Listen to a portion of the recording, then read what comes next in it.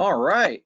Hello, everybody. Welcome to color management with monitor calibration, color profiles, and more. I am your host for the day, Paul Nelson.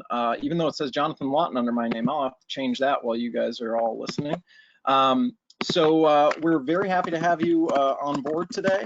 And we're very, very excited to be talking about this kind of stuff. And if I seem a little bit nervous today, it's probably because I am just a little bit nervous because I don't really talk about I don't talk about color management from this perspective in front of a group of people.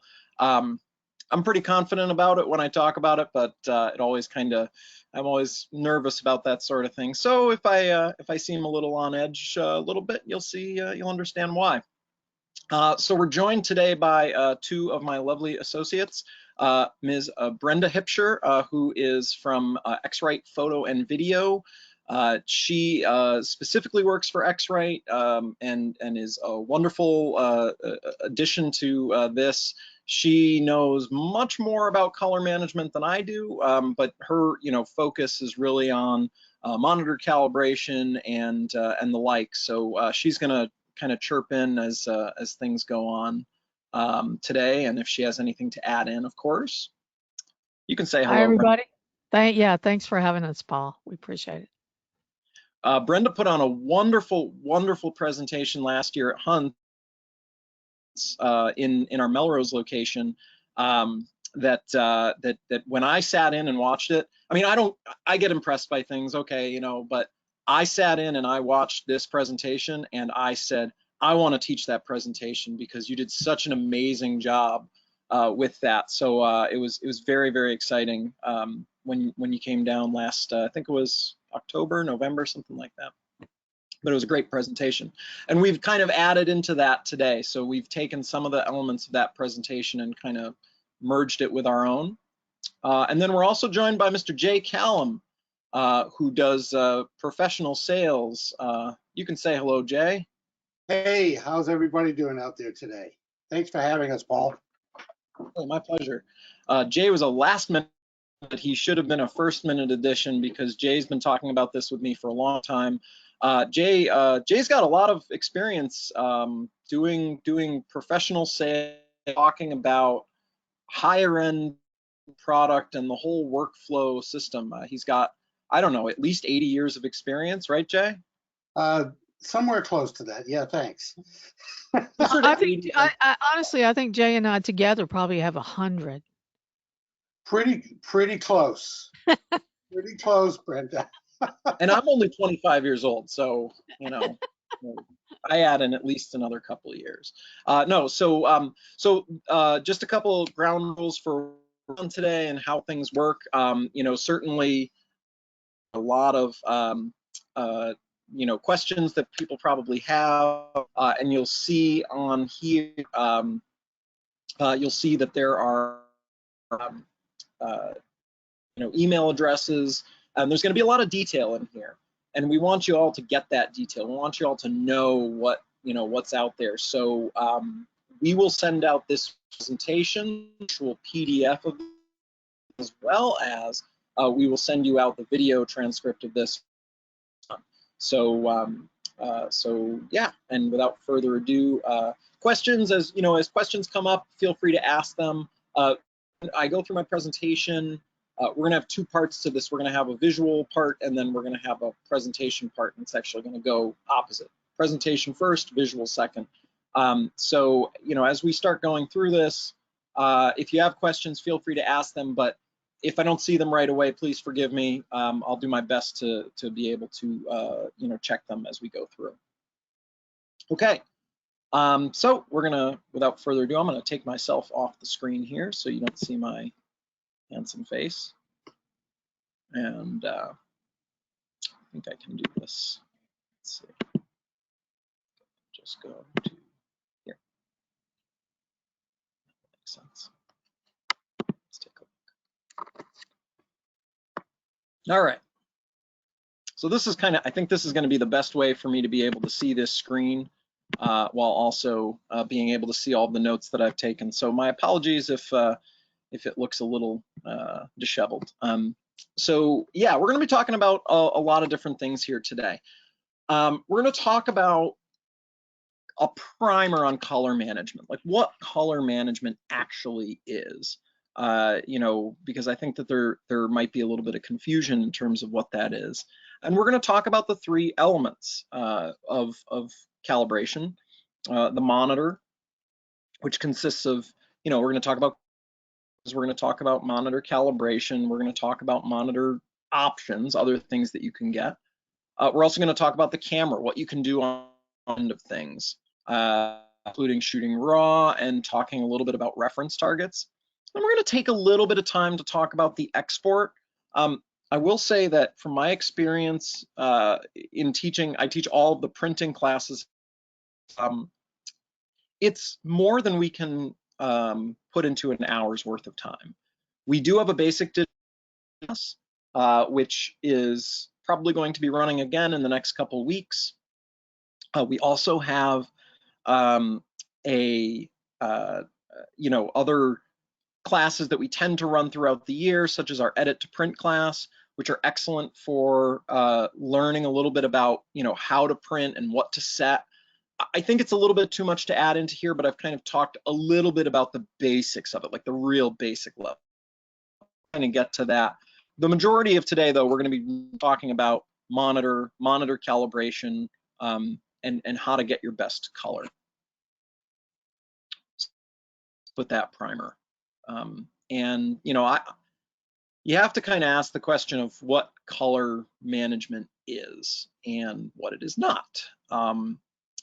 So color management, you know, I have the written out here. I hate just reading off of the screen, but you know, color management is about making sure that every device that you have has a specific set of variables, okay, of known variables, you know, that exists. Color management is very specifically assuming, eyeballing, guesstimating. You know, and I put this slide further down, but I'm going to use it now because I think it's appropriate. I saw this on this website, Cambler, which is a really, I mean, they've got so much detailed information that, in all honesty, I think it can be a little bit difficult to see. I'm going to see there's some about presenter mode. I'm going to see what presenter mode will do for me. It might be a little challenging to get back and forth to slides. So that's presenter. So Cambridge and Color had this great idea. Okay, so when you walk into any restaurant, not now, but any restaurant in the world, and and you say that you want to have something, a certain spice, what does that mean? You walk into a Thai restaurant and you say, I want something hot. What they do is they make something for you that's mild, because in their mind, hot means one thing to one person and it means something else to someone else. So everyone has everyone has their own kind of different view of what things mean, values they put on certain things. Okay, so very specifically when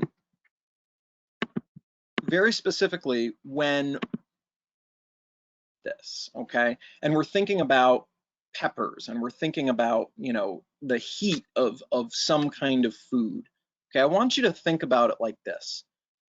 Imagine that you go to a bunch of places, you find out how hot something is. So, you know, you're unsure how to kind of gauge all of that. So what you do is you take a test and you create a table and you say, well, when someone adds 1 pepper to this, you know, food that I'm making, I'm going to determine that it's going to be a very mild food. The cook, on the other hand, is going to say, well, that's not spicy at all. There's almost no spice. If I put 3 peppers in, then I'm going to think that this is really hot. Okay, but the cook is going to find that it's mild. Meanwhile, if I say, oh, if you put 5 peppers in, something's going to be unbearable to me, the cook is going to think, oh, well, that's what's supposed to be quote unquote hot, okay? So the point of this is when you go to each restaurant, you have this little cheat sheet, okay? So when a person comes to you and they say, how hot do you want it? You say, oh, well, I'm usually used to medium, okay, which is 2 peppers. So I want you to put 2 peppers in there, okay? Now to them, that's extra mild, but to you, that's medium. This is kind of the basis for how monitor calibration kind of works and how all of these color management pieces kind of fit together. These are known values. You're now giving a known value to what your opinion is, okay? You might think it's medium, they think it's extra mild. The reality, it's 2 peppers. So what you're trying to do is you're trying to create this kind of a basis for what everything actually equals. You're giving it a known value, and I think that's kind of important to realize. I've got to go back a couple slides here. Oh. Pardon me. Okay, let's see. Okay, common phrases that we hear, some certain things that we see when we're dealing with color management and what we hear. Well, look good on my camera, look good on my monitor. I don't know why, but all my prints look dark and flat. What I posted on Facebook did not look like that in Lightroom. And you know, this is very common. And part of the thing that we need to realize, at least with the first 3 of those comments, is that when you're shooting with a camera and when you're editing on a monitor, what you've got here is a backlit LED that's shining through. So it's very different from anything else that you're used to, okay? A backlit LED monitor is going to shine a bright light through, whereas a printed image is going to be flat. It's reflected light only, okay? So you do need to keep in mind that when you see something on your screen on the back of your camera, when you see something on your monitor, that's a brightness thing. There's light that's shining through. Everything that you print is always going to look darker. It's always going to look different.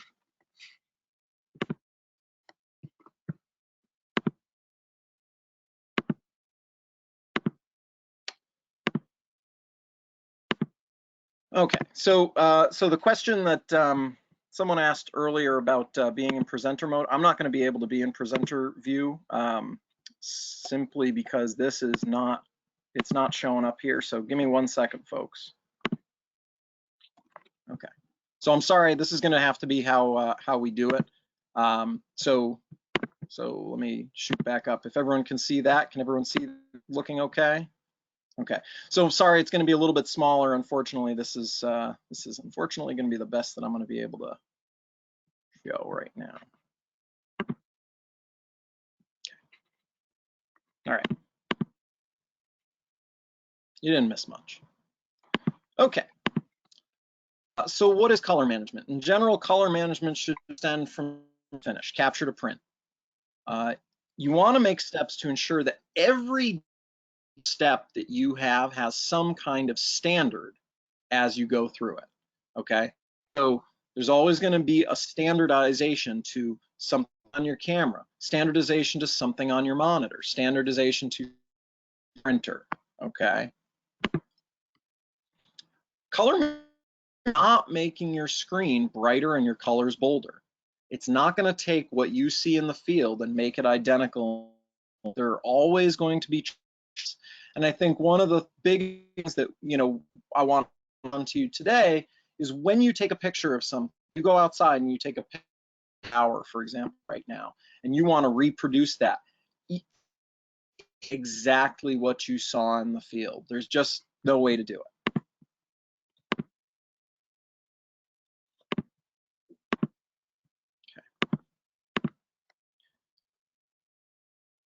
Using color management, we can make the right choices to create something consistent, okay? Something that's controlled, something that's amazing. So it's gonna look different, but I think that the idea that we're trying with here is that we wanna make something that is as good as we can with what we have, because again, millions upon millions of colors in the environment, And we are going to be limited to a certain extent when we go through this. So the workflow for color management, the basic workflow, by taking a photograph in RAW, okay? RAW is going to be your best friend in terms of color management in the camera. If you can, utilize a reference target. All these things we're going to talk about a little bit in more detail later. Number 2, monitor. You want to generally lower your monitor's brightness, and you want to do a monitor calibration. We're specifically going to go through the monitor calibration on screen here, so you'll see it. And then upon export, export could be exporting something as a JPEG or a TIFF file, or it could be printing something out. You want to set your ICC profile, okay? And your ICC profile is essentially going to be your profile. It telling the printer how much information to lay down, how much ink to put in this area, how much ink to put in this area.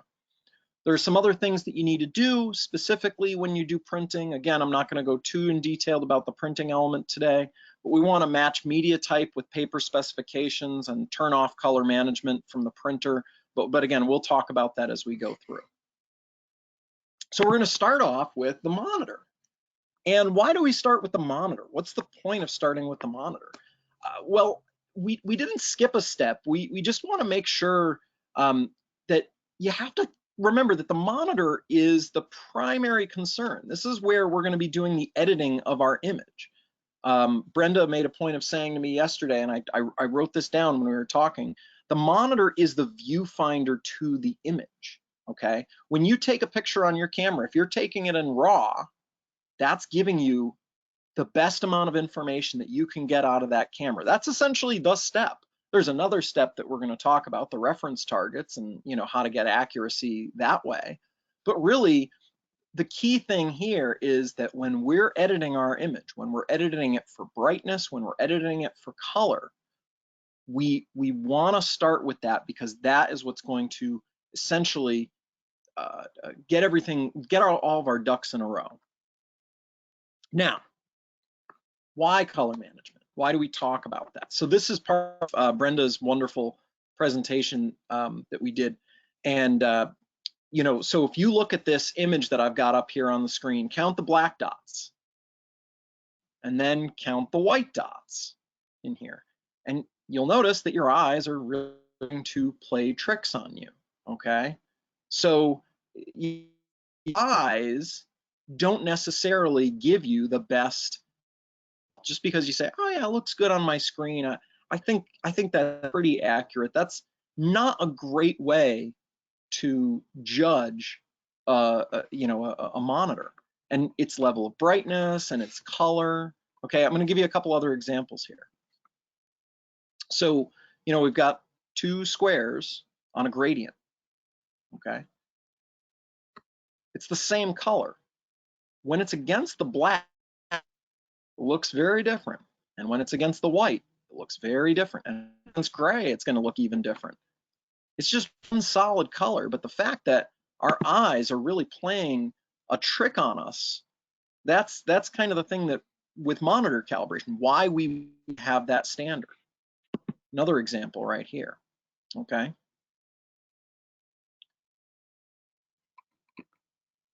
You'll notice that the blue color isn't any different, but it looks strikingly different when we've got it lined up like that. The blue on the right-hand side is going to look a lot cooler, a lot lighter, than the one on the right-hand side, left-hand side, Man, I'm screwing everything up here. Left-hand side, okay? These two blues are different, but they're actually the same. It's just how we're perceiving it.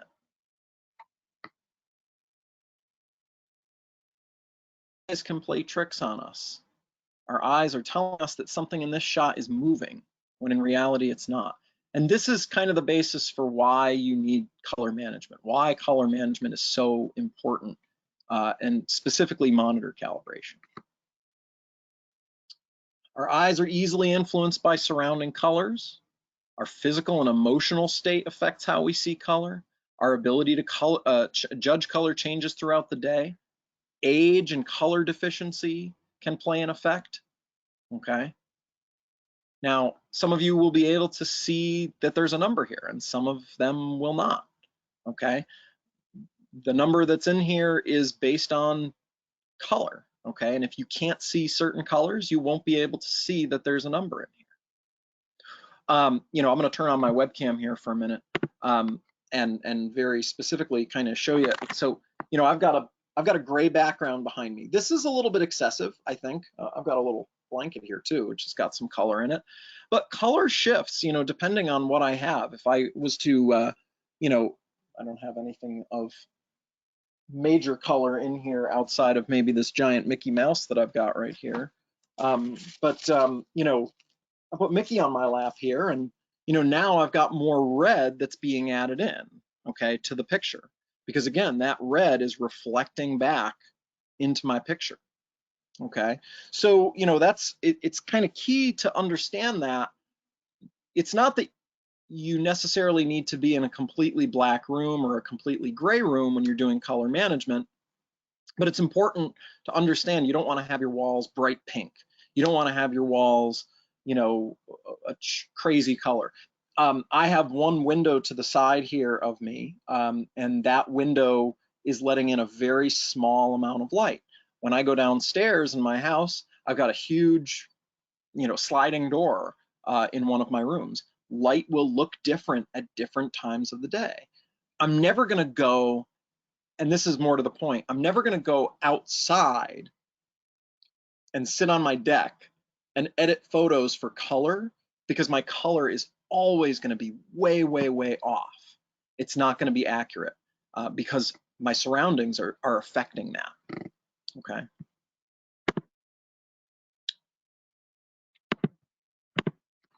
Okay. Now, this is another misconception is, you know, if you buy a good monitor, you know, the color on your monitor will be correct. Okay, so monitors generally are bright and contrasty and cool. Okay, so it's not necessarily the case that you're going to have a monitor that's going to be perfect. If you have multiple monitors, if you've got a really good monitor and then an okay monitor, you still need to be able to match them. And monitors change color over time. As you know, as these things change, as time changes, you're gonna notice that it's gonna drift in terms of color. That certain colors will change, they'll shift more into the cooler tone or to the warmer tone. So you'll see that change over time. So we can't really go any further without talking a little bit about color space. So we're gonna talk about color space right now. And hopefully this is going to be understandable. Now, what we see here is what is known as a color space. Okay, so I'm not sure how you pull it up on PCs, but there's a utility on your computer if you're using Mac called Color Sync, and you can open that up and you can actually view what a profile looks like. I don't know that it's going to be of any use to anyone, but it's kind of cool to look at. Most cameras these days record in a color space that is known as Adobe RGB. And Adobe RGB is effectively this color space, this space that we have right here, this look, okay? It has this much color. I don't know how much that's gonna make sense to people, but we're gonna compare it here, okay, with sRGB. Now the wireframe that you see going around here, that is Adobe RGB. So that is what we can capture in the world, or on our cameras, excuse me. So that is what we have visible on our cameras. And this right here is the color space known as sRGB. Okay, bear with me for a minute. Now, this is a recent monitor calibration that I did on my monitor. This is the monitor that I am currently using. This is the monitor calibration. Now this, if you notice the wireframe that goes around here, okay, this is my monitor calibration versus sRGB, okay? Notice how it's almost identical. You might not even be able to see that wireframe, but the wireframe is kind of like a whitish imprint. I was shocked when I actually saw this. My monitor effectively is not even producing full sRGB. I can't even view all of sRGB. I've got an old monitor here. I mean, I've had this computer for about 8 years, so I'm not terribly surprised that the calibration's not on on this. But just to kind of point out here, this is my monitor versus sRGB. Now, not much of a difference. We're going to go back up here. Adobe RGB. This is what my camera can capture, okay? And this is sRGB within that, which means my camera can capture more than I can see on my computer, okay? So I can't see all of the colors that I just captured. More to the point, I'm gonna make myself visible one more time. More to the point, sRGB, small color space, my monitor, pretty much the same. Adobe RGB, a wider color space. When we look outside, it's actually even wider. We get to an even larger color space, okay? So, you know, Adobe RGB isn't even able to capture all of the colors that we have. So we have these limitations when we're going through color spaces and calibrations. But let's add in even another element. Okay, so here is the monitor, here's Adobe RGB, here's a random printer paper profile, okay? It's even smaller. When we compare that with, you know, this is I think, yeah, camera versus monitor, okay? Look at that. It's an even smaller color space. So we don't even have the same amount of colors in this profile than we have, you know, on our monitor. So when we go to print things, there are going to be things that are, you know, we're going to need to be aware of. Okay. And, you know, here's another version of that same one. Okay. So, you know, there are trade-offs that we're going to have to make, things that we're going to have to realize, that our color isn't going to necessarily translate all the way through. We're not going to be able to get the same green in one than we would get in the other. But it's about realizing that and saying, okay, I want to make things as accurate as possible. How can I fit all of this in? And how can I be able to understand it and know where I'm missing out on things? Okay. Paul, Yep, go ahead. I can interject. This is Jay. Just before you move too far along, it should be noted that there are monitors out there that we can discuss at another time that will reproduce up to about 98 or 99% of Adobe RGB. So there are some that outperform your average laptop, iMac, or add-on computer screen by a considerable amount, and that can be an advantage. So Jay's forcing me to move 2 slides forward. You know, and going back to Brenda's thought here in regards to or our thought above here, you know, saying, well, I want to buy a really nice monitor.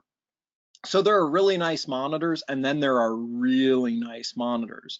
So when we think about those really nice monitors, that's when we're talking about not necessarily the brighter and more contrasty. We're generally looking at monitors that are going to produce flatter images with more detail, less contrast. That's the big difference between sRGB and Adobe RGB. That's the difference between an inexpensive monitor and a nice expensive monitor. Is the ability to read Adobe RGB as opposed to sRGB. It's going to give you more of that accuracy. And again, when you go to print, you're still going to be phasing that down, and you're going to be collapsing how much information is going to be in there. But being able to see it firsthand is very, very helpful. So Adobe RGB monitors do exist. Azo is the main company that we tend to sell. Jay, can you just reference price point if possible? Yes. The Color Edge series, which is what we recommend for color correct viewing, starts at around the $800 or $850 price point, and that will go up into around the $2,500 to $2,800, but that includes higher end flat panel and built-in calibrators and very often things that are not necessary for the everyday user, and that the CS Color Edge series will give most people everything they need and then some. And you know, to kind of to Jay's point, you know, we were talking about this, and we had an AZO monitor in-house for a few months last year that we were utilizing, and you know, you'll see when we do the color the monitor calibration in just a minute here, you're going to see the process, and it's fast. It's only takes about 5 minutes to do a monitor calibration. With the AZO monitors, if you're going into those that have the built-in calibrators, the higher end ones, $2,500 for a monitor, you know, it takes seconds to be able to do a monitor calibration. So it's not something that you need to worry too much about. But I think that for the vast majority of our customers who are looking to do this sort of thing, they're probably not going to drop $2,500 necessarily. But they do start at that level, and it could be a good investment. But let's move on to calibration. So I'm actually going to minimize this, and I'm going, I'm going to minimize that as well. And I've actually, let me go back home here. So I'm going to do this as we're as we're kind of going through. Let's see. I want to be able to make sure I don't. Oh, can I see myself? Maybe I can't see myself. Apparently invisible. Well, I think you can all see me. So this is the basic i1 Studio software, which is actually fairly new, and this will work if you have an old Color Monkey. This new i1 Studio software will work perfectly fine.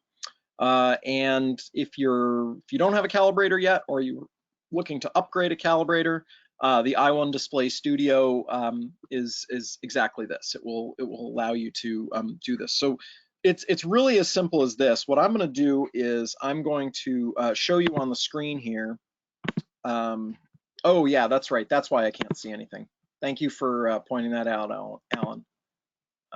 Sorry. Okay, there we go. Now I can see myself. Thank you both for pointing that out. Appreciate it. Okay, so I'm going to show what happens on screen here, and then I'm also going to have, let's see,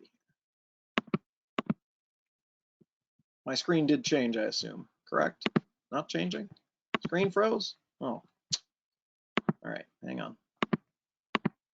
That's no good.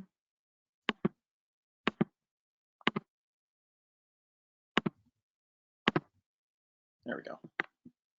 Okay, now I think people can see what I'm doing. Yes, that looks, I can see now. Don't know what happened there. All right. Great. All right, so so I've got this computer going here that's just going to show you the basic step-by-step process, and then I've also got this little computer that I've got set up over here, which is actually going to do a monitor calibration, because again, it takes about 5 minutes to go through the whole process. So you'll kind of see how it goes. Right now, I've got my older unit, Color Monkey display, right here.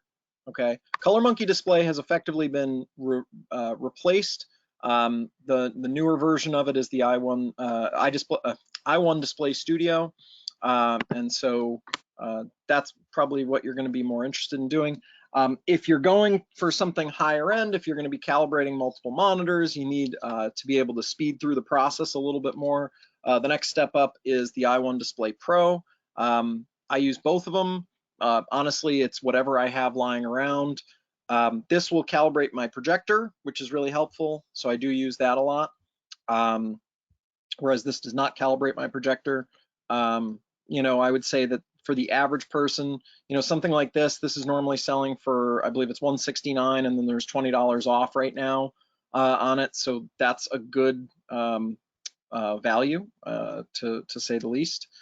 So I've got this plugged in right now to my computer. So that's why this whole thing is activated and allowing me to kind of go through it. So I'm going to choose this because this is the type of calibrator that I'm using.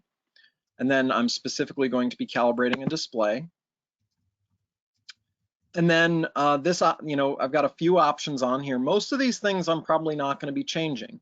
You know, this is a white LED monitor, so that's perfectly fine. I'm doing photo, which is, again, perfectly fine. My white point is currently set to D65, which is, you know, standard. We're not going to change that. Luminance right now is set to 120. Which is pretty standard. That's a little brighter than I usually tend to make it, but I'm okay with that as of right now. So we'll just kind of go through this process. There's also a couple other options on here, some specialty options like flare correct. I don't ever do anything with flare correct or any of those other auto adjustment pieces. Auto adjustment pieces that happen while I've got it plugged in, while I'm doing other things. From everything that I've heard from all of the people that are out there, it sounds like a really good idea, and it's very rarely ever seems to work well. So yeah. Okay, so we're gonna go next. And I'm not gonna worry about checking this off, but I am gonna check off this bottom box here that says adjust brightness, contrast, and RGB gains manually, because that will allow me to change the brightness of my monitor. You know, right now I've got my monitor set about halfway. Part of the reason being that this is an old monitor, so it's really decreased in the amount of power that it's outputting, how much brightness is outputting. Normally, I would recommend most people to kind of set it more around the 30%. The lower that number is, I'm going to go back a step here. The lower this number is, this luminance number. So it can go as low as like 80, and it can go as high as like 250. Okay, so if you set it to something like 250, your monitor is going to be super, super, super bright. And the problem is when you're viewing your images, they're going to look super bright. So you're not going to realize that, oh, well, you know, you should really kind of, you know, darken it a little bit. And I say darken it because, again, you've got a backlit LED monitor, which is automatically making things brighter. When you make things brighter like that, it's kind of throwing off the reality of what your image actually is. Generally, when we're editing photos, we want to be somewhere between 80 and 120. 120 is kind of a max that I would tend to go on that. And I can actually go in, I think, and I hit custom here, and I can go in. I'm gonna actually do that. I'm gonna decrease this down to 100 because I think 100 is a good middle of the road, you know, level to set that to. I think I'm just gonna leave that at standard, which is the default.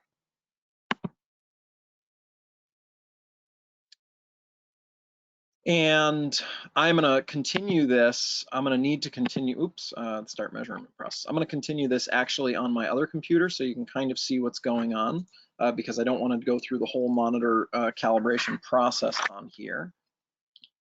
So we can kind of see the process on here. If anyone has the question, did Hunts pay for 2 computers for me? No, they did not. All right. No, I don't, so that's okay. Make sure I can see myself here. All right, so we're basically doing the same process here. I'm going to custom, which you can't see. I'm going to specifically set this to 100. And then I'm going to just basically click start the measurement process. And when I do that, this screen is going to come up.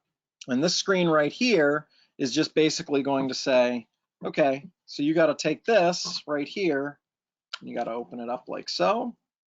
And what we're going to do is we're just going to stick it square in the middle of the screen here.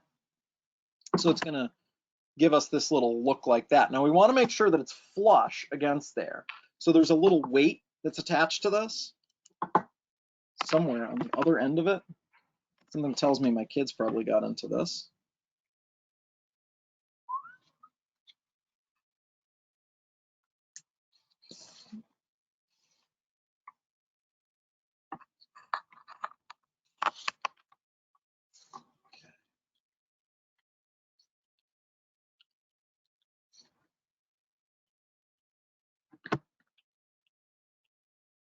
It should be pretty high up. And all that's really trying to do, again, is you can see right there, it's weighting it down so that it's flush against the side there. Okay. And once I do that,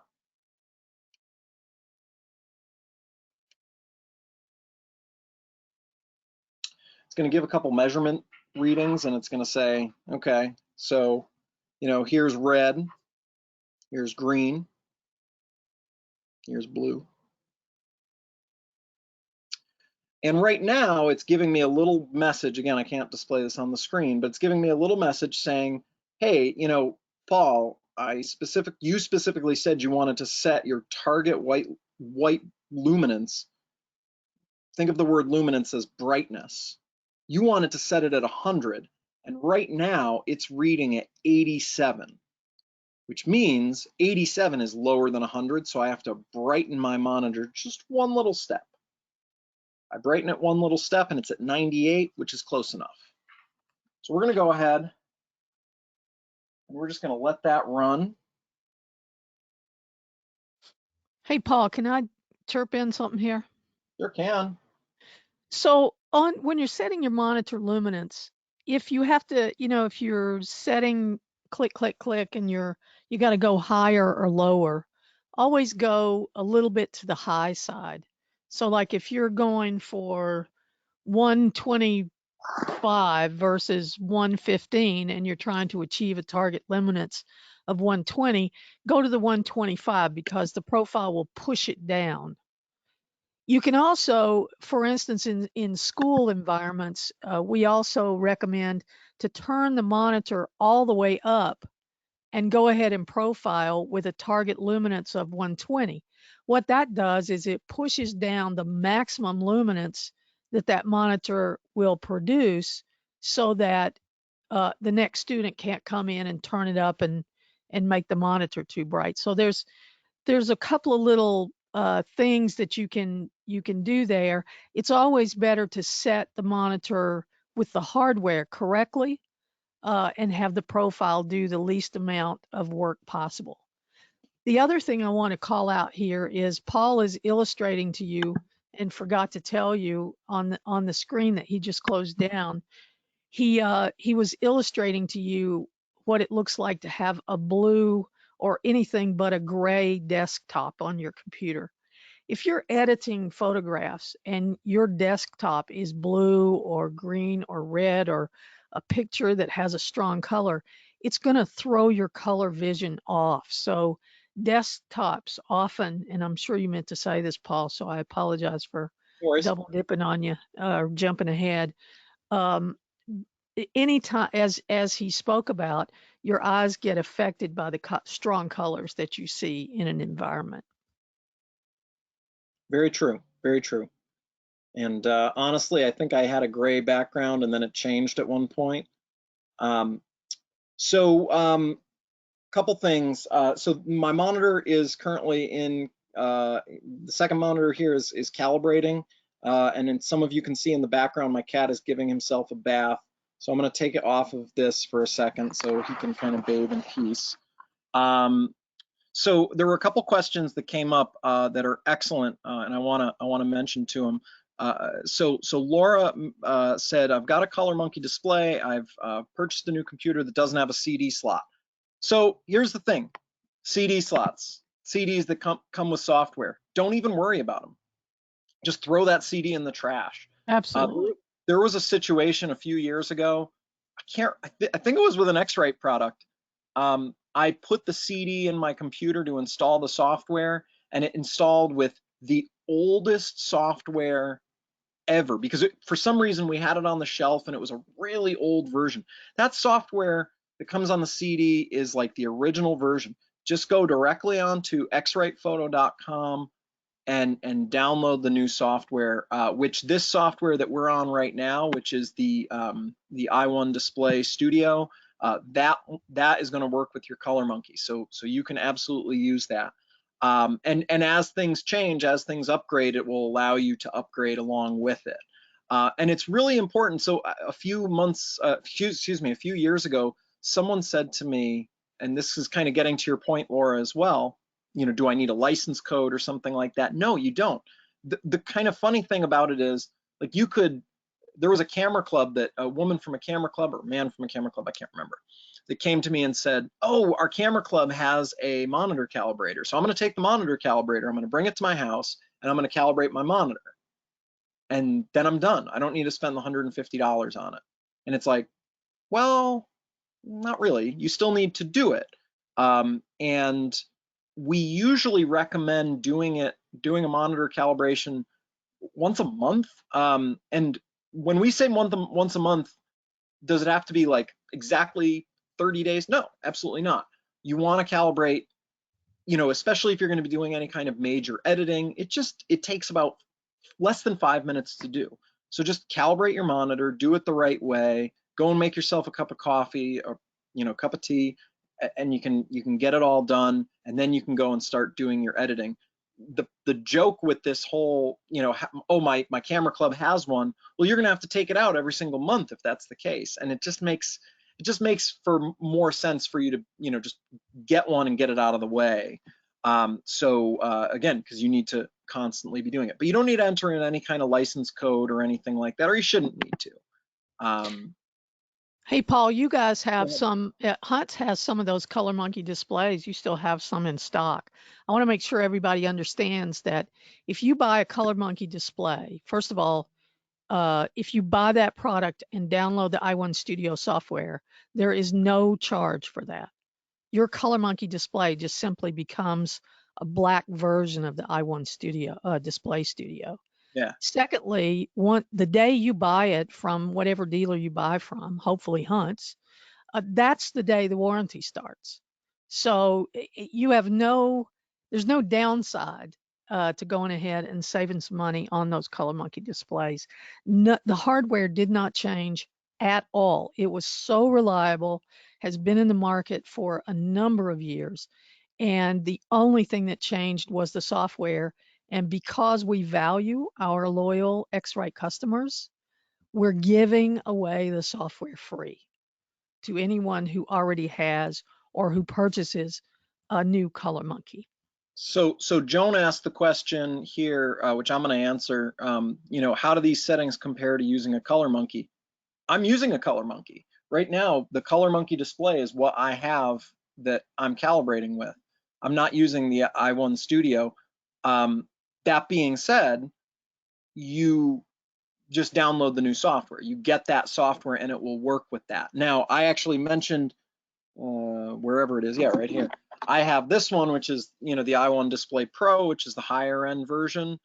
This does not work with the i1 Studio software, so there's other software that I'd be getting that's again the higher end. But I think, you know, Brenda and I had kind of emphasized that this is kind of the idea. This is the ideal starting point if you're getting into monitor calibration.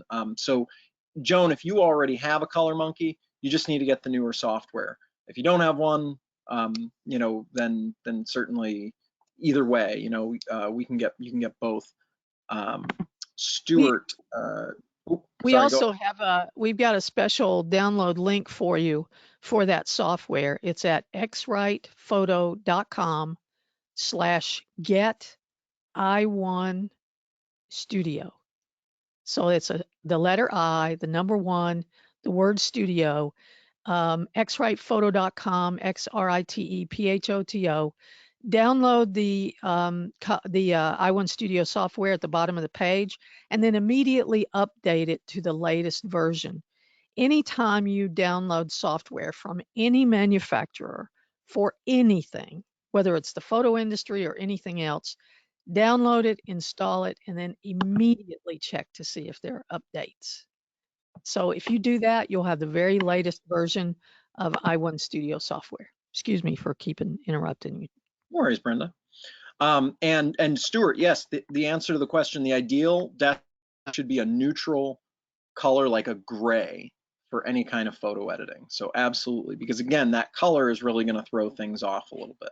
And as you can see, well, as you can't see, as you can see, I've got a very messy desktop, so we'll hide that. You know, visibility here. So, you know, we've gotten to the end point here of my cat's bath. No, we've gotten to the end point of the calibration. It's saying that it's all set, and you need to remove the device. So the device has now been removed, and you know, so just kind of showing the difference here. Okay, so we're gonna go ahead and save that profile, and look at that. Look at the difference. Okay, kind of hard to see on here, but try to make it as visible as humanly possible. You know, before and after, before and after, and it's just a, you know, it warmed it up a little bit, so it wasn't as cool of a color, you know, and so, you know, again, it's I think a lot of times people think that, and this is, you know, Brenda aside, I'm not knocking anything Brenda's saying. A lot of times people will make it sound like monitor calibration is gonna turn your oranges pink and your pinks blue and your blues green. And it's not going to do that, but it's going to refine the process. It's creating known values. What's happening is, again, it's just like the pepper analogy, which I'm sorry I didn't go through the pepper analogy better, but it's the idea of saying, okay, so this is what I think 3 peppers tastes like, and this is what you think 3 peppers tastes like. I want 3 peppers in that food that I'm getting, because that's the level of spiciness. I actually like 5 peppers. So, anyone getting me peppers can get me that. Yes, Robert, we will absolutely email that link that Brenda was just mentioning. Brenda, here's a question for you. Can you calibrate an iPad? Because I have never done that. Yes, you can do that. You can calibrate an iPad, but you can only calibrate an app that we make called Color True, because you can't get the calibration stored in the iPad because of the way the iOS is designed. We can calibrate the app so that you can view your images correctly. And this can be important, especially if you're using an iPad as a portfolio, if you're taking them around to show people your images. This can be a very important issue. But can you edit on an iPad with a calibrated screen? The answer is no. Okay. So, moving along. So that's calibration. We can always answer more questions later as they come up with calibration. My personal recommendation, spend the money to get a calibrator, get a good calibrator. Don't just get a $100 calibrator, or excuse me, or a $70 calibrator. Just get a good calibrator. I bought my Color Monkey in the same year that I bought my computer, so 2012. Same year I got married. I got a wedding ring, got a calibrator, got a computer. It was all life without kids. So, you know, spend the money. It's 8 years old. It still works really well. And that would be my recommendation, is just, you know, spend the money to get something like that. All right, so moving along, I'm going to get out of i1 Studio here and back into my presentation here. Hopefully you can see it. Looks like you can. So we have to move on to the camera. The camera is the next step, even though it's technically the first step when you take the picture. Okay, so, you know, there's not a whole heck of a lot that we need to be talking about here, but they're important. Set your camera to RAW when possible. Okay, try to shoot in RAW unless your camera doesn't do that, because that's going to allow you the greatest amount of flexibility when you're editing your photo. It's going to allow you to change the color accurately. With JPEGs, you don't have that flexibility. Use your histogram. Histograms are good reference points, and we're going to talk a little bit about what histograms do. Use reference targets when at all possible, okay?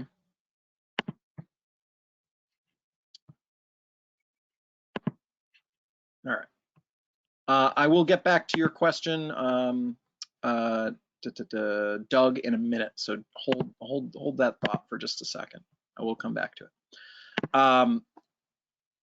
So what is RAW? I mean, you know, I would hope, I think that the vast majority of people who are here probably understand, you know, what RAW versus JPEG is, but I always give this analogy. I love the analogies. If you don't know from the pepper analogy that I used earlier, I like talking about food and I like talking about analogies.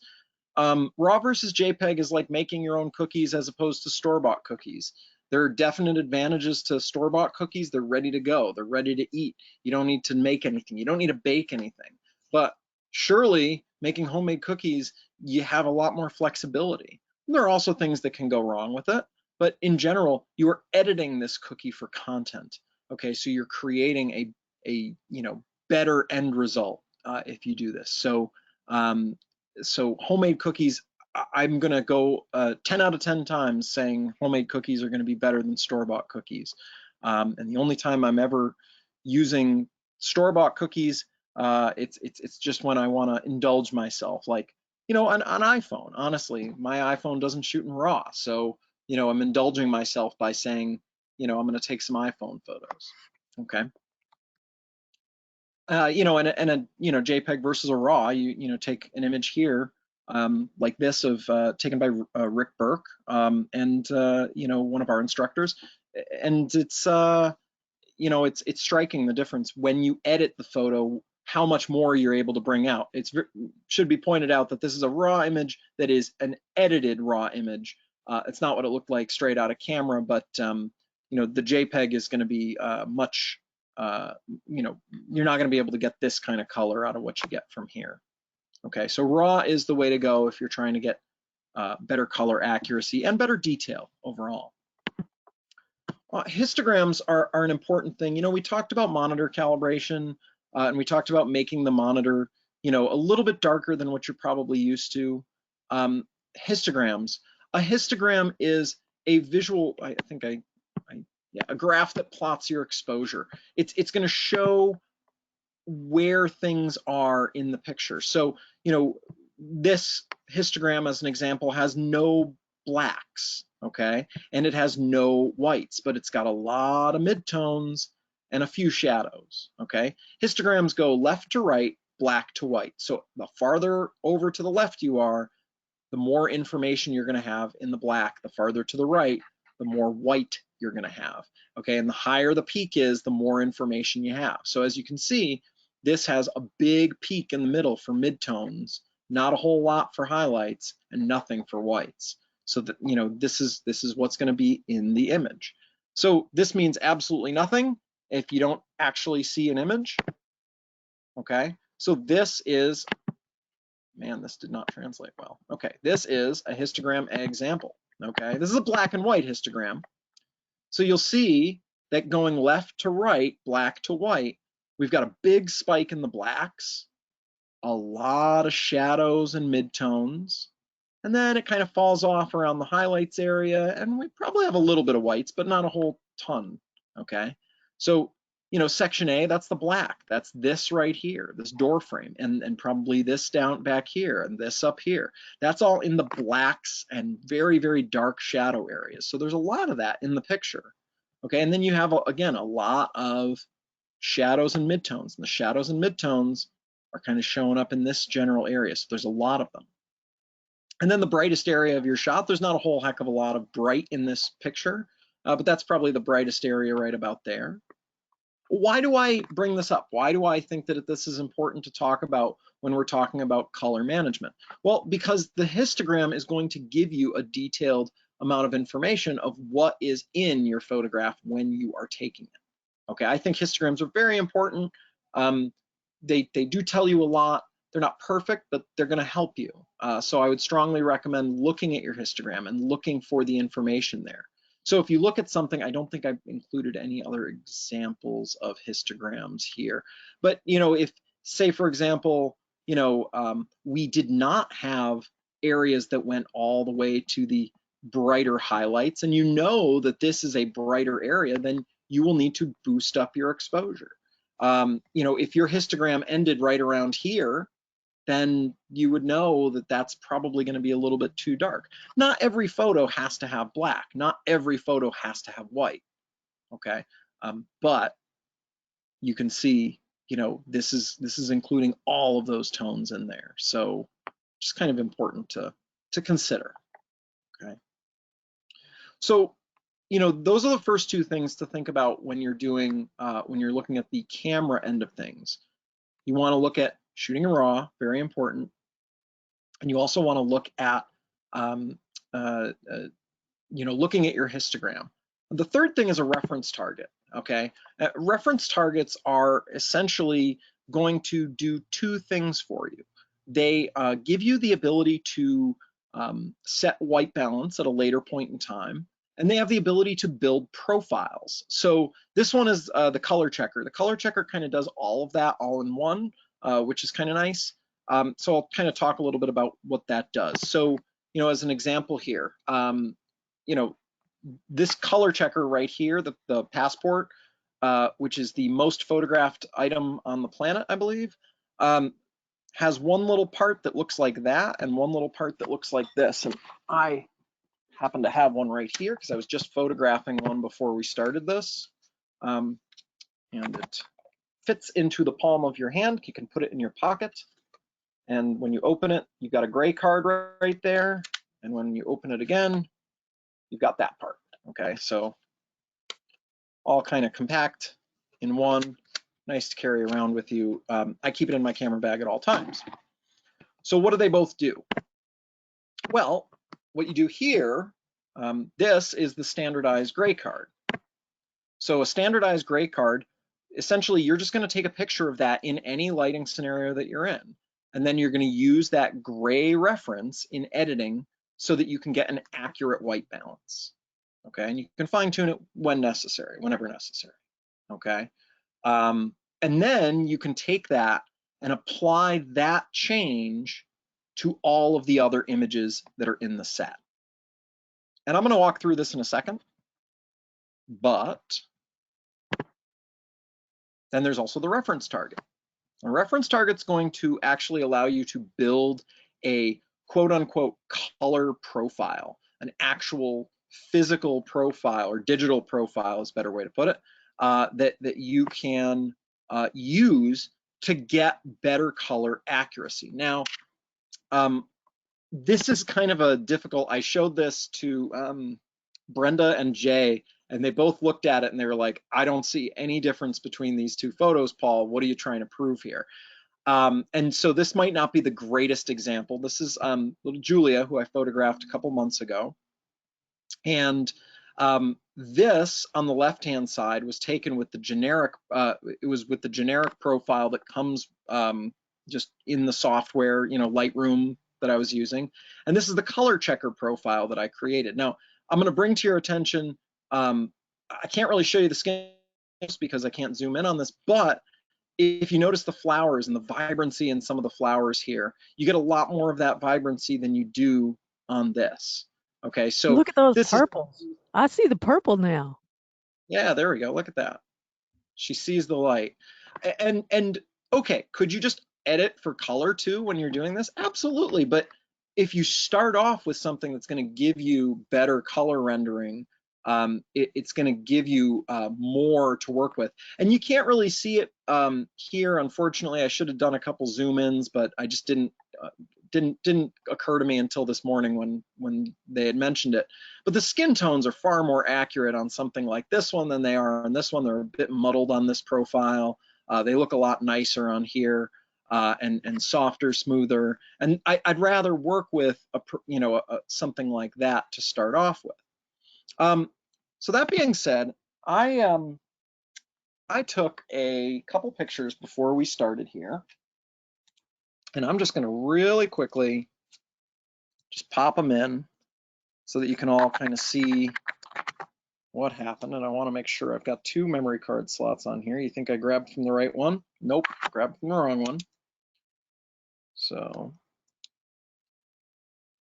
for some reason, I always think that slot 2 is the one that I'm supposed to put my memory card into. Oh, look, it's John. Good old John.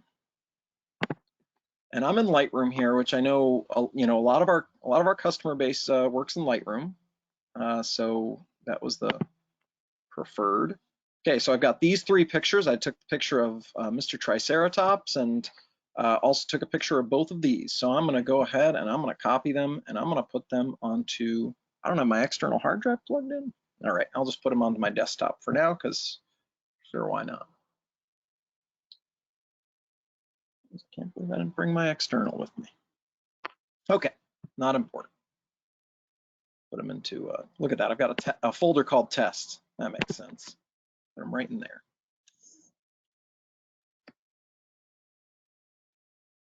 All right, perfect.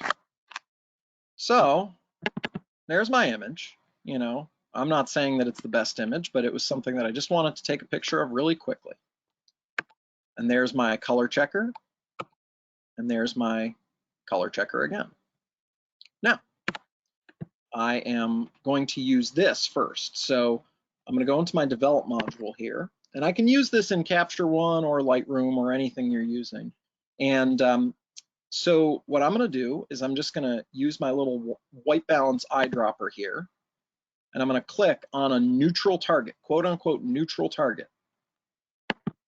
And so did you notice the color shift that happened there? I'm now giving a more correct, standardized version. I'm saying that this is the standard that I'm working off of because this is actual gray. Okay, that mid-tone gray. Now, you could look at this and you can say when you start, you look at it and you're like, well, geez, that looks a little bit more accurate, Paul. Well, in reality, it's just that your eyes aren't adjusted to it. Your eyes are looking at that and you're saying, well, that looks warmer. Well, if we look back, we took a step back, we would say, well, that's cooler. Okay, so the color checker gives you that level of accuracy. Again, it's going to give you that correct white balance. And of course, you know, I've probably got some you know, light that's kind of helping me right here, just kind of pushing back into here, which is kind of throwing my vision off as well. But this is going to give me the best, most accurate color by doing that. Okay. So that's what the color checker is going to do. Now I can then say, all right, well, I'm going to take this image and then I'm going to select all the rest of my images. Okay, so I've selected all 3, and I'm going to go ahead and sync my white balance. So I'm going to go ahead and check off white balance here and then click synchronize. And when I do that, it automatically is going to change the white balance. You can see this was the original white balance and this is the more correct white balance. Okay. Same with this one. We go from here to here. Okay. So again, visually, what I want to do is I want to go by these things as much as possible. Now, you know, this is kind of an intro to color management, so I don't want to get too involved here. But I have the ability with this file right here. So I can go in, and I'm just going to export this. I haven't done it in Lightroom in a while. Where are we here? I'm going to export this to my color checker camera calibration, and I'm going to call this A73, which is my camera, and I'm just going to call it Triceratops. I sure hope I spelled that correctly.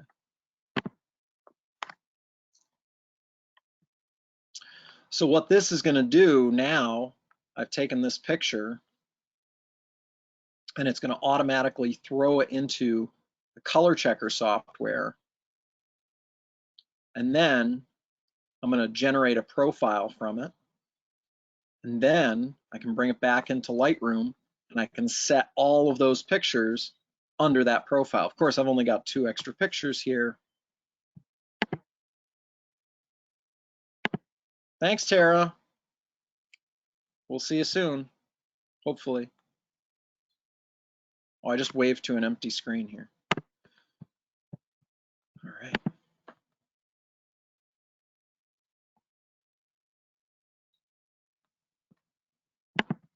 So it's processing the profile. Hey, Brenda here. Okay, so it's all done. All right, great. I apparently don't need to do anything, do I? Nope, you're all good. Just got to You just restart have like. to That's right. How That's the easy trick. that was, man. That's too easy. I don't like automation as much. I like doing it myself. Oh, this is the good kind of automation though, because if you do it yourself, you've got to process that file to a DNG, bring it into another set of software, and then it creates the profile very nicely. But in the True. plugin for Lightroom, it does it all in the background.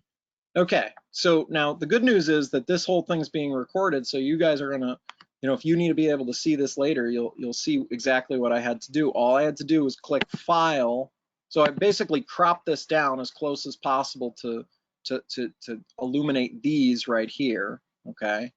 And then I click File, and then Export with Preset, and then there's a little option down here that says Color Checker Camera Calibration. Now you need to download the software to do that. Very important, you have to download that from X-Rite, but it's pretty easy to do. And then you'll notice here in the Develop module at the top where it says Profile, and you click on these little 4 squares here, okay, I've got all these profiles here, camera matching profiles. Well, down here, I've got this A73 Triceratops. Now look at this, look at the difference here. So this was the generic Adobe profile, and this is the Triceratops profile that I just created. Look at the color shift that's happening there, okay, which is incredible. So now I can just do that for any of these images.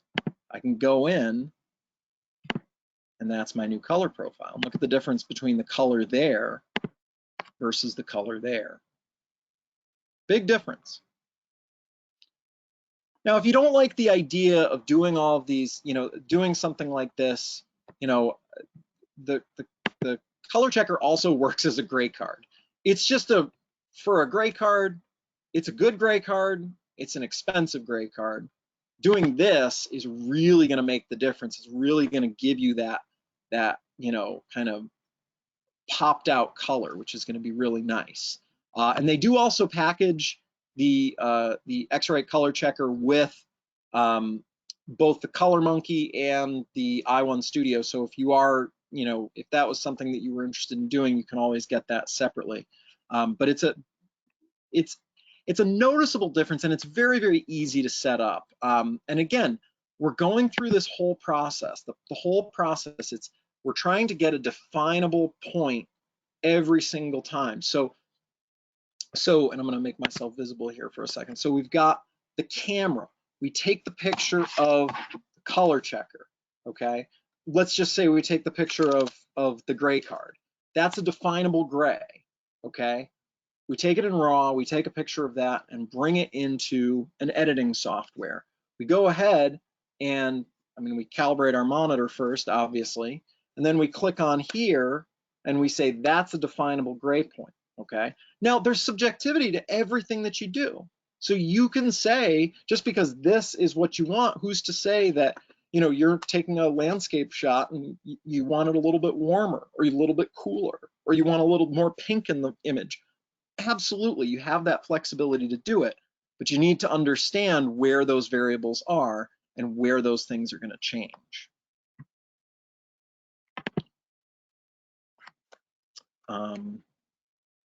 Jenny asked the question, when shooting outside, do you photograph the color checker once or every time you change the scene? In general, you're going to photograph it any time you change the scene. Now, I'll be honest, I don't use it all the time for landscapes and night scenes and things like that. And I think I'd be lying if I said that the vast majority of my people are doing that. But I'll tell you what I use this for all the time. Do a lot of portrait work. And that's what I do. I think anyone that knows me knows that I do a lot of portrait stuff. I use this every single time I do a portrait. I sit people down and, you know, now I'm doing this set of, which a lot of photographers are doing it, these portraits, the portraits, get it? And I sit, you know, the folks down, and I just, you know, I put this out at the beginning. I take a picture of the gray card. I take a picture of the color. I build a profile for it, and it's all done. And I've got my good color. I've got my good white balance, and I don't need to worry about that at all. Okay. So I do that, and I'll take 40 portraits of someone or 60 portraits of someone or a group. If I'm on a photo walk and I'm taking a picture here, taking a picture there, taking a picture there, am I going to do it every single time? Not necessarily, but it is useful to be able to do that. And you know, if it's something, you know, I would strongly encourage using it as a tool. You might not use it all the time. If you're photographing something that's 100 yards away, like a bird in the sky, it's kind of impractical because the lighting there is going to be different from the lighting that you're in. But again, I have this image that I've edited probably 1,000 times from Solon, Maine, and there's no gray point in it. So I have to kind of guess what I think the white balance should be. Okay, so Charlotte asked pretty much the same thing. And when editing, how often do you have to use the color checker? And it's pretty much anytime your lighting changes. This is my Hunt's, this is actually my home catalog. I don't know why I imported it into my home catalog. You know, I have profiles for pretty much any time I'm in a studio setup, and I have profiles for whenever I'm photographing people outside. And that's pretty much when I do it. Oops, let's see. Okay, good questions, thank you. So not seeing much of a difference here versus here, but you know, again, as Brenda pointed out, you know, the purple there, I think it's useful. I had this kind of like aha moment, you know, where I saw the change, and I was so struck by the change that I was really impressed by it. So so it's certainly bought. Export, okay, super important, export. We're gonna talk about, this is the last step of color management. And we're gonna kind of gloss over the printing end of it because, as I mentioned before, it's really a little bit too much to be mentioning right now. So when you are exporting for the web, always use sRGB.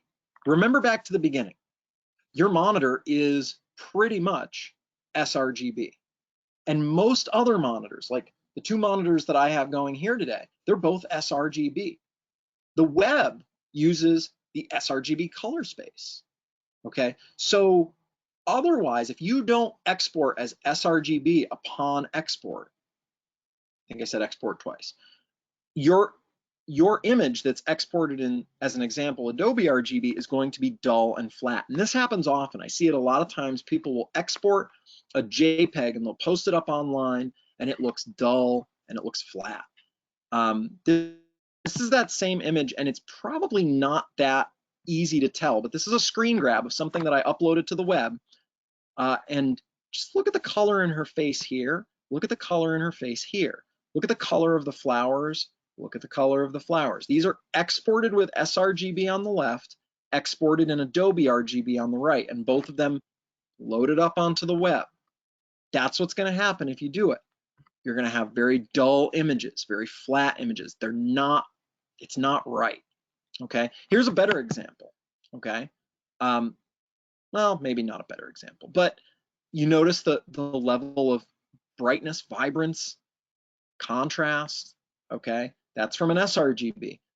Notice how the color looks a little flatter here in Adobe RGB, and that's because the screen can't render it properly. So it's throwing in these colors that shouldn't be there. So when you're exporting specifically for web, and I'm going to turn on the monitor, specifically for web, not for print, specifically for web, you very much want to have it on sRGB, not Adobe RGB. Very, very important.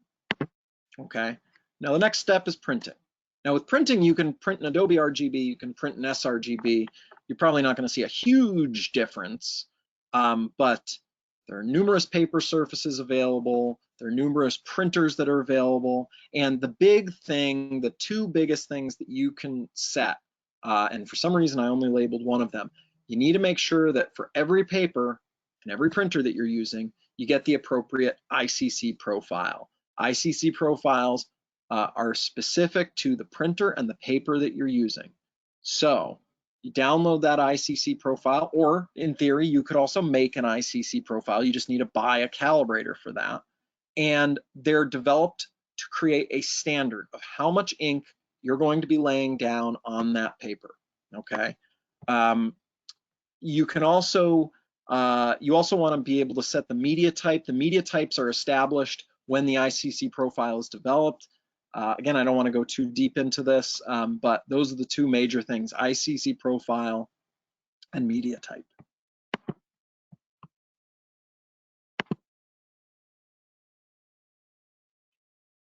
So Laura asked the question, she said, I found after manipulating a photo, if I open it with Windows on my computer instead of Photoshop, it appears extremely dark. I don't know. I've got the answer. Oh, good, because I'm losing my voice.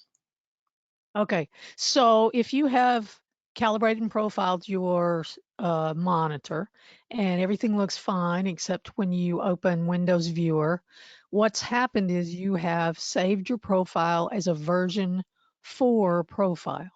At the very end of the process in i1 Studio software, you can choose version 2 or version 4. Windows hates version 4 profiles.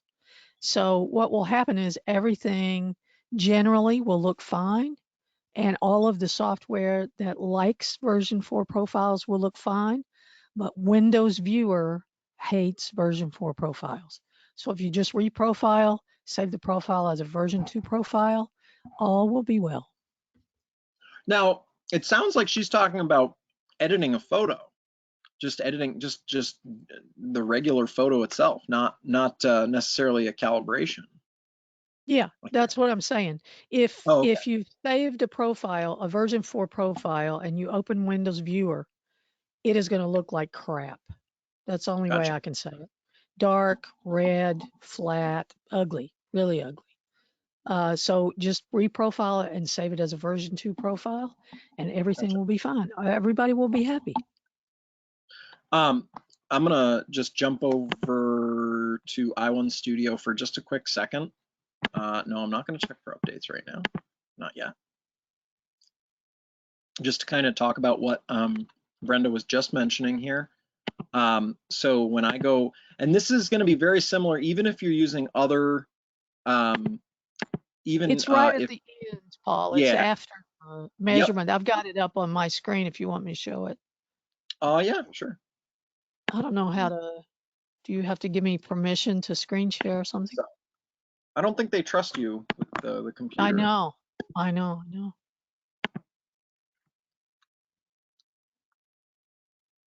And you just need to click show. There we go. Sharing. I want to go screen 2. Okay, show my screen. Okay, so right here where it says version 2, it will default to version 4. So when you get right to the end of that process, change that to version 2, save that profile, and it will do the job for you, particularly on Windows. I tell everybody just to go ahead and save them as version 2 on Windows and Mac, because they're still, Final Cut, for instance, still doesn't like version 4 profiles. So just to keep it from being a problem, I just always, change it to version 2. This is one of those situations. Are you switching it back over to me? Yeah. This is one of those situations. I'm going to make myself visible here for a second. And maybe I'll turn off my screen. So if you're a Mac user, an Apple user, you may or may not have been familiar with the concept of upgrading software to the newest versions of software. So say, for example, recently, what Catalina? Catalina is the current one. And I don't know, maybe it's been 6 months since Catalina was released. And I remember right after it was released, I got a slew of calls from a bunch of different people. Can't figure out why this isn't working. My printer's not working. My color's not working. Things just aren't looking right. I can't open Lightroom. I can't do this. I can't do that. In general, they want you to upgrade to a newer version of an operating system. They always want you to do it. The problem is, if you do it right away, you are subjecting yourself to a lot of horror. There are a lot of problems that can occur because the software hasn't been accurately tested. The operating system hasn't been tested enough. So there are going to be a lot of things that are going to happen.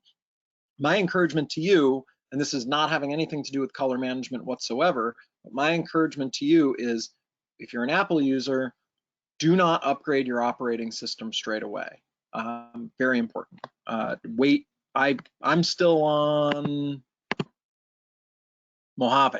I don't even know how old Mojave is at this point, but I think I'm still on Sierra. Yeah, Sierra or High Sierra. Like the keeping it old at this point is the more sensible thing to do, because again, the errors that can happen and the issues. At some point, you will need to upgrade the operating system. Is it best practice to update? Yes, but not in this specific case. I skipped one question way back from Doug, and I want to come back to it. Let's see if I can find it.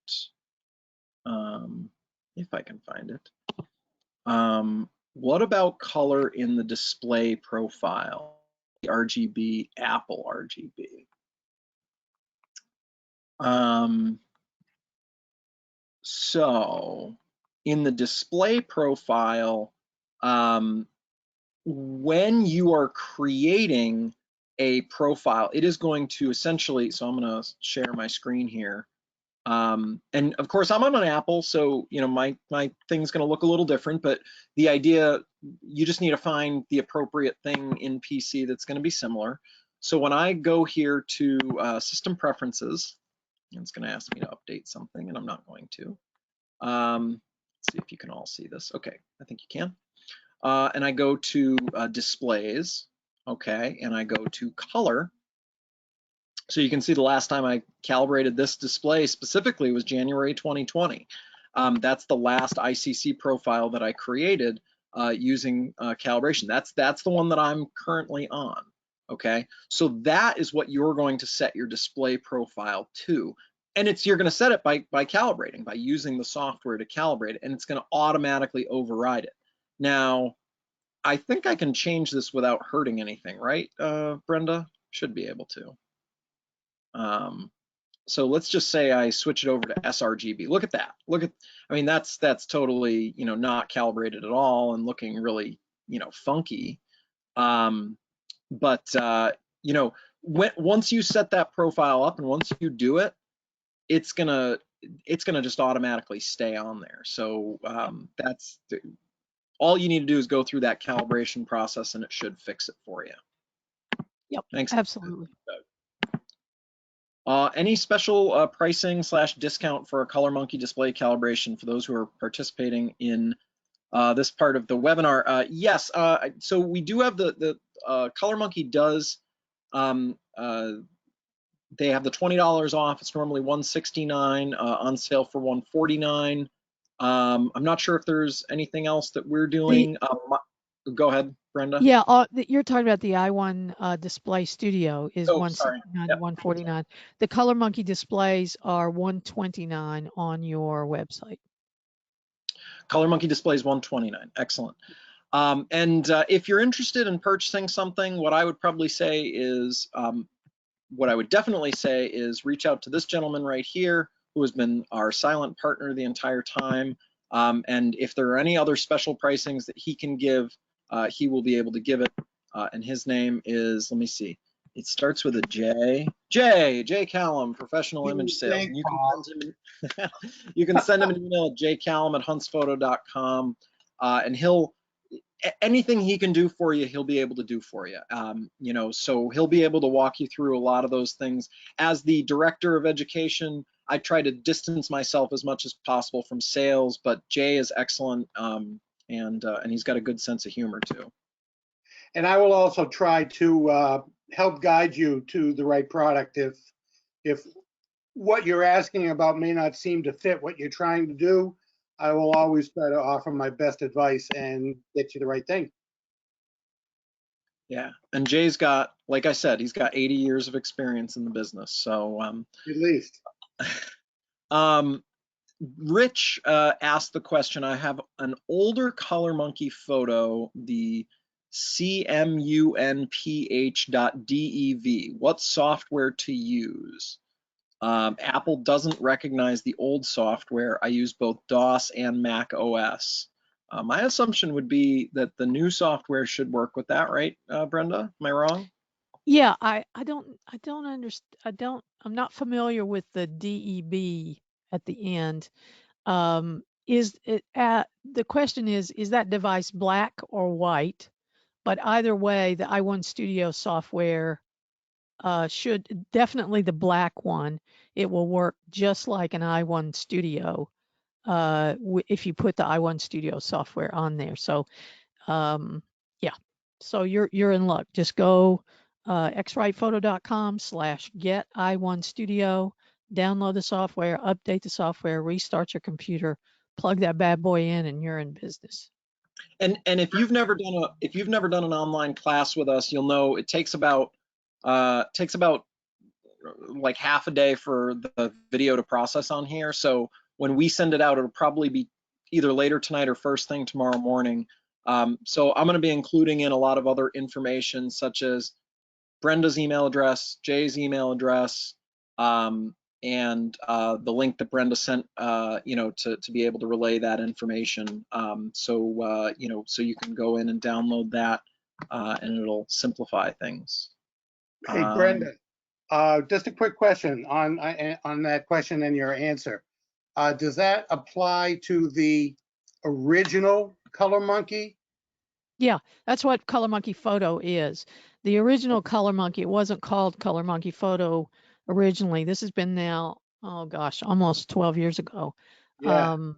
But yeah, every single one of those devices, assuming that it hasn't been dropped and it's broken, if it's working properly and you download that new software, it will, if the device is working properly, it will function exactly like an i1 Studio or an i1 Display Studio. We have not changed the architecture of the hardware at all, except a paint job.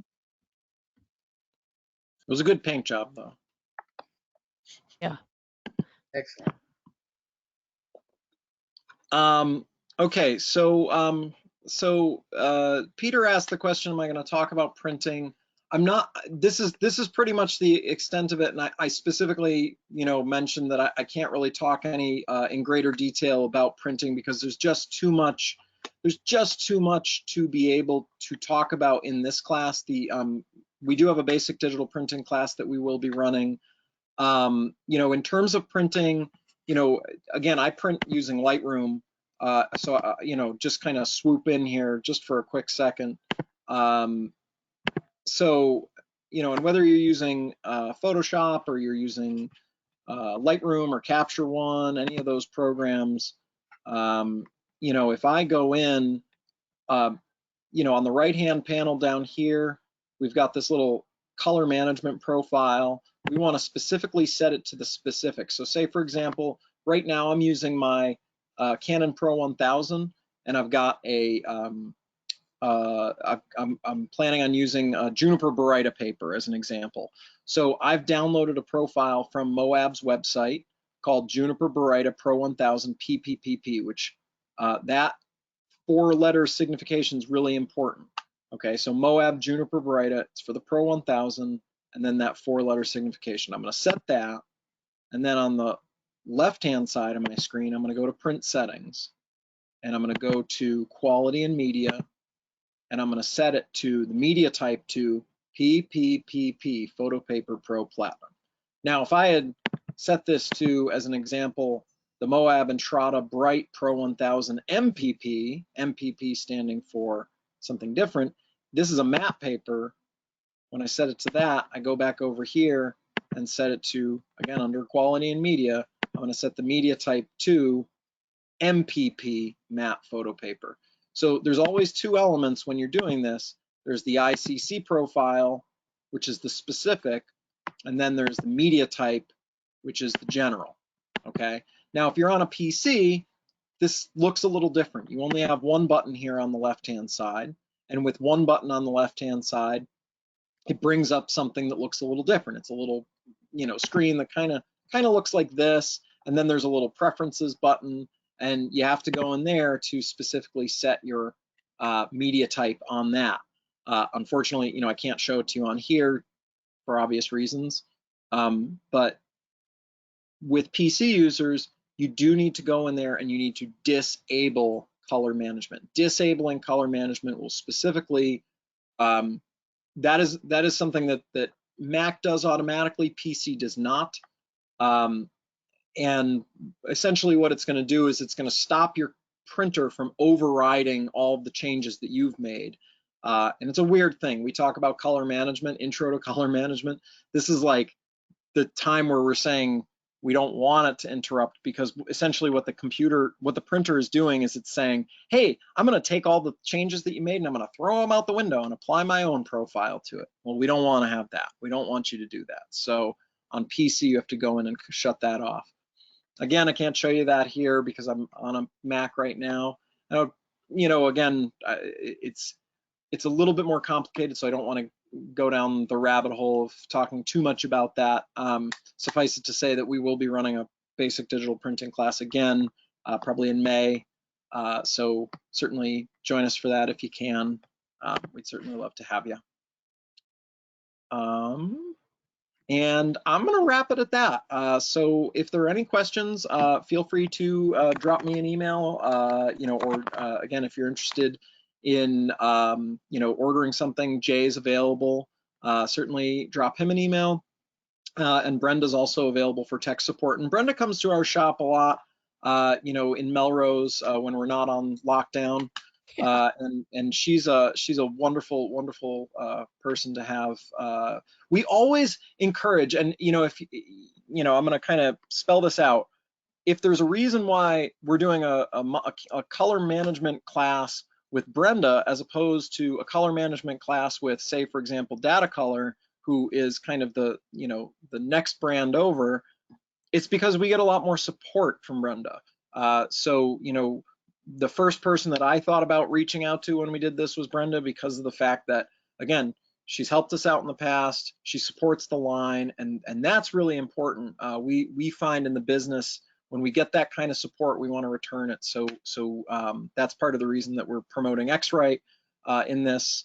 Nothing against the other products; they're certainly welcome, but Brenda's done a great job with us, and we'd like to continue promoting that. So thank you all, and thank you, Brenda, and thank you, Jay, for joining on here. Thanks for letting me hang out. Thanks everybody for coming.